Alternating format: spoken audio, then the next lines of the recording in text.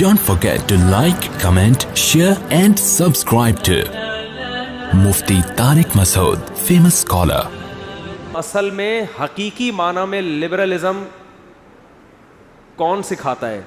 اسلام سکھاتا ہے کہ چھوڑ دو ابا کیا کہہ رہے ہیں، اماں کیا کہہ رہے ہیں، ٹھیک ہے نا. دیکھو میں بھی اگر باپ دادا کے پیچھے چل رہا ہوتا تو میں ہمارے ابا اماں تو ہمارے ہاں تو خاندان میں رواج ہی نہیں تھا دوسری تیسری کا، معذرت کے ساتھ ہم تو طبیعت سے پٹے تھے.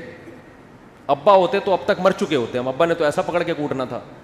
تو ہمیں خاندان کی ذہنی غلامی سے کس نے بچایا؟ اسلام نے. اور جب ہم نے اس پہ غور کرنا شروع کیا ہم نے کہا یار یہ تو بالکل ایک معاشرے کی نیڈ ہے، ضرورت ہے معاشرے کی.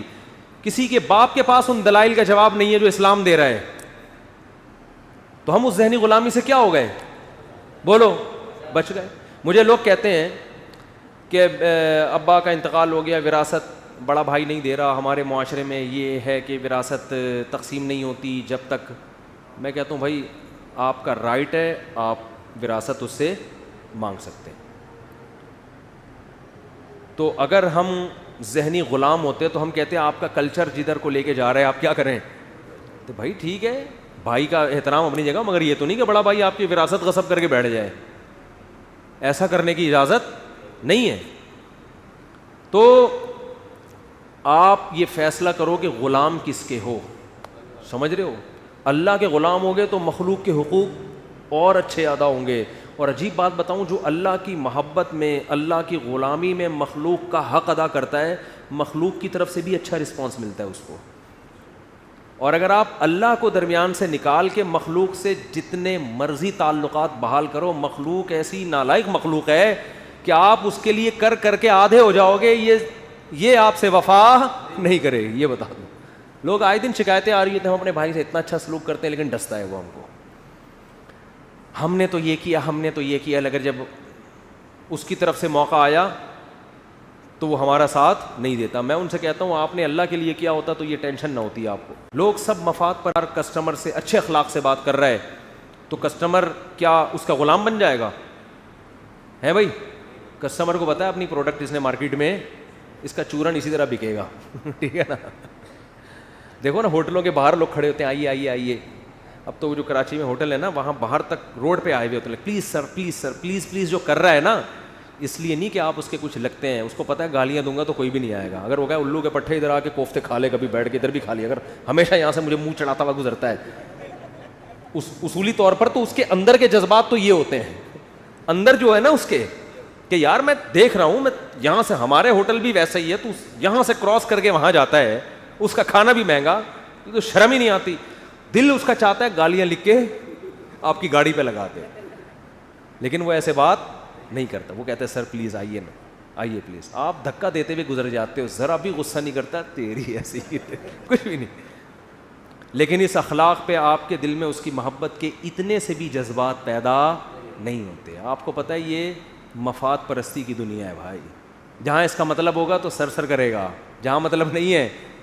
مجھے یاد ہے ایک دفعہ بائک میری پنچر ہو گئی، روز پنچر ہو رہی تھی، اور ایک ہی پنچر والے کے پاس جا کے رکتی ہر دوسرے دن. پتہ چلا اس کمبخت نے تھوڑا پیچھے کیلیں ڈالی ہوئی ہیں میرے روڈ. میں نے وہ کیلیں دیکھی، ویسے تھینک یو کر رہے ہیں، آئیے سر آپ پھر آ گئے. کیلیں پیچھے ڈالی ہوئی ہیں اس نے.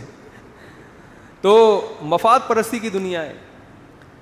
تو اگر اپنے گھروں میں سکون چاہتے ہو نا، اپنے بچوں کو اپنا غلام مت بناؤ. اپنے بچوں کو کس کا غلام بناؤ؟ اللہ. وہ اللہ کے بنیں گے تو آپ کے بھی بنیں گے. اپنی بیوی کو کس کا غلام بناؤ؟ اللہ کا. وہ اللہ کی بننے کے بعد آپ کی بنے گی غلام. عورت کو چاہیے اپنے شوہر کو کس کا غلام بنائے؟ اللہ کا. اللہ کا بنا دیا آپ کے حقوق ادا کرے گا وہ. ہم ڈائریکٹ اپنا بنانے کی کوشش میں کسی کا بھی نہیں بننے دیتے. اس باپ چاہتا ہے میرا بچہ میرا بن کے رہے، تبھی باپ بہت سی جگہوں پر اس کو شریعت کے خلاف باتوں کا بھی آرڈر کر رہا ہوتا ہے. بچے کے دل میں لاشعوری طور پر یہ بات آتی ہے کہ میرے ابا مفاد پرست ہیں، یہ اپنا فائدہ چاہتے ہیں. تو جہاں انسان کے دل میں یہ آتی ہے پھر انسان لالچی ہو جاتا ہے. تو بہت ہی نیک شریف ہوگا تو پھر بھی حقوق تو ادا کرے گا وہ، لیکن اتنے نیک مارکیٹ میں شارٹ چل رہے ہیں وہ نہیں کرے گا. اور اگر آپ نے بچے کو اللہ کی غلامی سکھا دی اور آپ نے بولا بیٹا میں بھی کسی بات کا حکم دوں نا جو اللہ کے حکم کے خلاف ہو، میرے حکم کو دیوار پہ مار دینا، تو میں عجیب بات آپ کو بتاؤں, وہ آپ کی ایسی غلامی کرے گا اگر وہ اللہ کا بن گیا, کیونکہ اللہ نے سب سے زیادہ حق اپنے بات کس کا رکھا ہے؟ والدین. لیکن آپ اس کو جہاں شریعت کی بات آتی ہے نا, تو آپ نے اس کو یہ باور کرانا ہے کہ جیسے تمہیں میں شریعت کا پابند بنا رہا ہوں, خود بھی کیا کر رہا ہوں؟ بولو, شریعت کو فالو کر رہا ہوں. مثال دے دوں, ایک مثال ایک ہی آ رہی ہے مارکیٹ میں, تو اب کیا کریں, زیادہ تر یہی کیسز آ رہے ہیں نا, تو جو آ رہی ہے وہی مثال دوں گا نا, جو آ رہی ہے وہی مثال دوں گا. ماں باپ بچے کو میرے سامنے لا کے حدیثیں سناتے ہیں, دیکھو یہ میری بات نہیں مانتا, تو قرآن و حدیث میں کتنی ترغیب ہے کہ ابا کی مان کے چلو, ہے نا. تو میں کہتا ہوں قرآن و حدیث میں تو یہ بھی ہے کہ یہ کہہ رہے شادی کرو تو کرا دو اس کی شادی, ہے بھائی, یہ اپنے خرچے پہ کر رہا ہے, آپ کے خرچے پہ نہیں, کرا دو نا, کرنے دو. ابھی مفتی صاحب ابھی یہ باتیں ہوتی ہیں, اس عمر میں یہ باتیں ہوتی ہیں. بھائی اسلام تو کہہ رہا ہے کہ 14-15 سال کی عمر میں کیا ہو گیا, بالغ ہو گیا, تو اسلام تو اسی عمر میں ترغیب دے رہا ہے. تو بچہ جب دیکھتا ہے نا کہ ہمارے ابا کو بھی شریعت وہ والی چاہیے جو اپنی مرضی کی ہو, یہ چیزیں بچے نوٹ کر رہے ہوتے ہیں.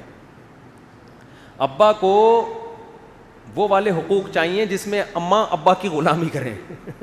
ابا کوئی رسپانسبلٹی اٹھانے کے لیے تیار نہیں ہے. گیس بجلی کا بل 6 مہینے پڑا رہتا ہے, امی ہماری ماموں سے ادھار لیتی ہیں, پھر بل جا کے جمع کراتی ہیں. ایسا ہو رہا ہے مارکیٹ میں, مائیں بیچاری ادھار لے لے کے گیس بجلی کے بل, بچوں کی تعلیم, میاں مکھنچو کچھ کر نہیں رہا, وہ صرف اولاد کے پر جو ماں باپ کے حقوق ہیں اس پہ تقریریں جا کے سنا رہا ہوتا ہے. تو پھر جب یہ منافقت والا حساب چلتا ہے, ہم تو پھر بھی اولاد کو کہتے ہیں بھائی جیسا, جب قرآن کہہ رہا ہے ماں باپ کافر بھی ہوں تو بھی مان کے چلو ان کی, ہم تو پھر بھی اولاد کو یہی ترغیب دیں گے. لیکن انسان کی یہ نیچر نہیں ہے, ذہنی طور پر وہ اس کام کے لیے تیار نہیں ہوتا.